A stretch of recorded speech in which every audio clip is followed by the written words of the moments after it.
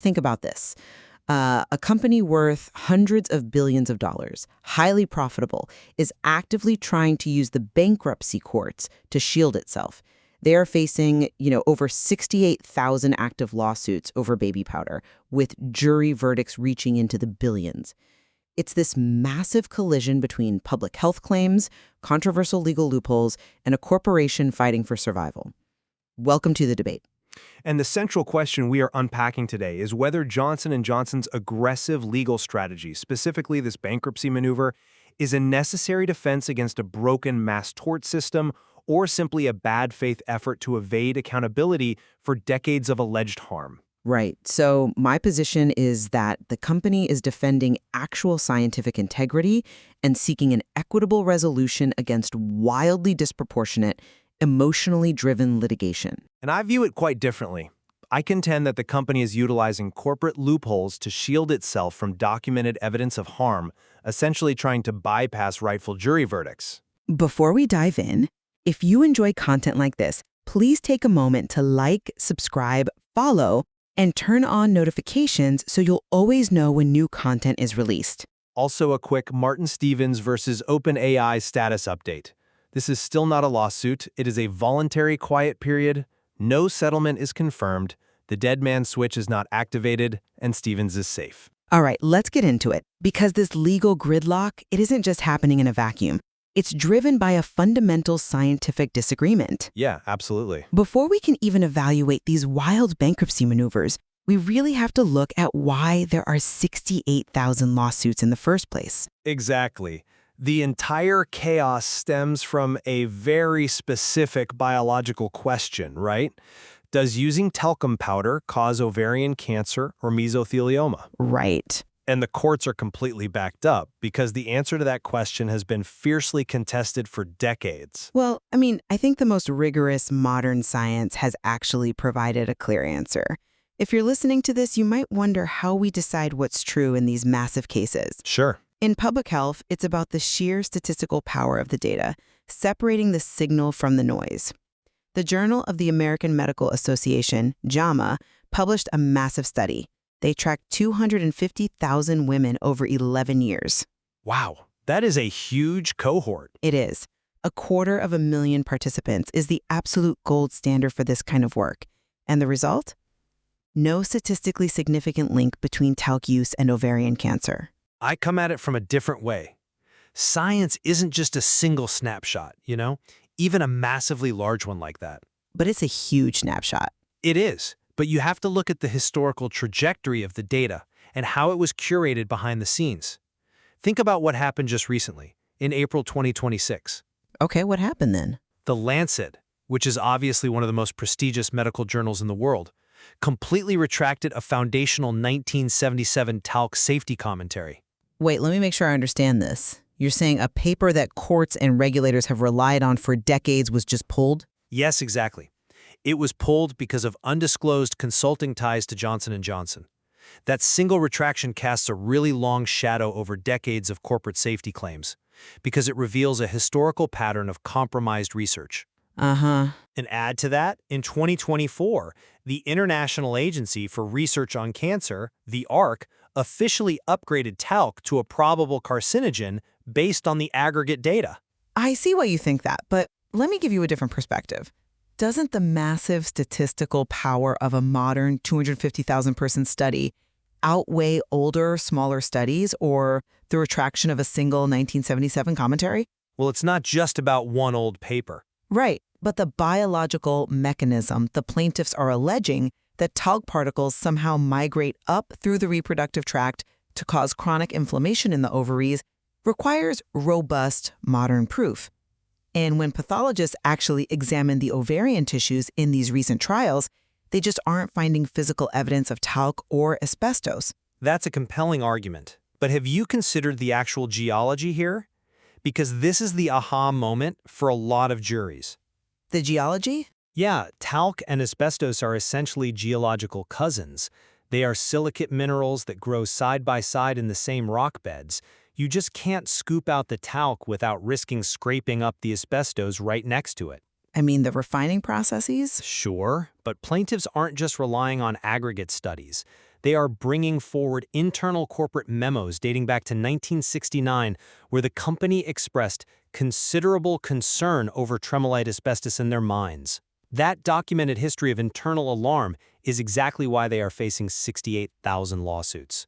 So basically, because they can't definitively prove the science to make the cases go away, they are facing an unmanageable volume of litigation. Exactly. And that desperation is what triggered this highly controversial bankruptcy maneuver we mentioned earlier, the Texas two-step. Right, and we need to unpack how this actually works because it sounds almost impossible to most people. It really does sound crazy. It's a quirk in Texas corporate law originally meant for routine restructuring.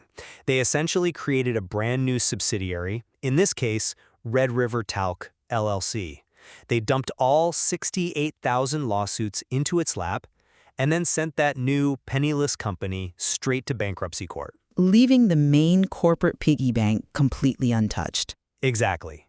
It is a solvent, multi-billion-dollar corporation trying to unilaterally cap its liability. But that attempt was recently blocked, wasn't it? Yes, it was. In March 2025, Judge Christopher Lopez dismissed this third bankruptcy attempt precisely because it was orchestrated in bad faith. Bad faith. How so? The court found severe voting irregularities where thousands of claimant votes against the settlement were mysteriously switched. Plus, they tried to use what's called a channeling injunction. Which is essentially a legal force field, right? Exactly. It's an injunction designed to protect hundreds of other affiliates who haven't even filed for bankruptcy. The judge ruled this directly violated the Supreme Court's recent Purdue Pharma precedent, which prohibits these kinds of non-consensual third-party releases. That's an interesting point, though I would frame it differently. Let's look at the tort system as it currently functions, because right now it operates like a broken lottery. A lottery? Yeah, think of it this way. If the mass tort system is a restaurant, we currently have 68,000 people trying to push through the front door at the exact same time. The Texas two-step is the company's attempt to force everyone into a single, organized buffet line, even if it means locking the front door to do it. I think locking the front door is the major problem there. But look at the alternative. You have one plaintiff in Maryland who gets a $1.5 billion verdict, while thousands of other women wait decades and might receive nothing. The proposed bankruptcy trust would have provided a guaranteed $8 to $9 billion, paying out to over 99% of the claimants. Right. But at what cost to their rights? Well, isn't that structured trust far more equitable than subjecting a solvent company and the plaintiffs to the complete chaos of the trial system? I'm sorry, but I just don't buy that. Let me tell you why. Go ahead. Forcing everyone into a buffet line by stripping victims of their Seventh Amendment right to a jury trial is not efficiency. It is a fundamental denial of justice. But the efficiency of the trust. The reason they are so desperate to force a bankruptcy settlement is because they keep losing when ordinary citizens look at the evidence. Take that massive $1.5 billion Maryland verdict for Sherry Kraft, whose mesothelioma was linked to decades of baby powder use. Which is just one verdict out of thousands. Or the $260 million verdict in Oregon. When lay people sit in a jury box and actually read those 1969 internal documents, they consistently find recklessness. I'm not convinced by that line of reasoning because we have explicit evidence that when juries are forced to evaluate strict pathology rather than emotional appeals, the liability claims completely crumble. Crumble? That's a strong word. It's true, though. Look at the June 2026 Los Angeles verdict. This was a bellwether trial involving the families of 3 women. Okay. The jury found the company was not negligent. Why? Because the jurors specifically noted that the plaintiff's experts entirely failed to prove causation. When the defense demands objective proof that talc caused a specific cell mutation, the junk science narrative falls apart in the courtroom. But calling it junk science completely ignores the reality of how these cases are adjudicated. How do you mean? To even get in front of that Los Angeles jury, the scientific evidence had to survive Rule 702. Right, the gatekeeper rule. Exactly. That's the federal gatekeeper rule that decides if science is legitimate enough to even show to a jury. Federal judges have repeatedly ruled that the methodologies linking talc to cancer are sound, mainstream science. But surviving Rule 702 doesn't automatically mean the science proves causation in a specific case. Sure, but the fact that one jury in LA ruled for the defense doesn't negate the billion-dollar verdicts in Maryland. The continuous failure of the Red River talc bankruptcy maneuver shows that the courts recognize a solvent company cannot simply reorganize its way out of transparency. And yet, we really cannot ignore that the company is simply trying to navigate a deeply flawed system. I mean, they are utilizing available legal tools. Tools that keep getting struck down. But they are backed by significant gold standard epidemiological evidence, like that JAMA study.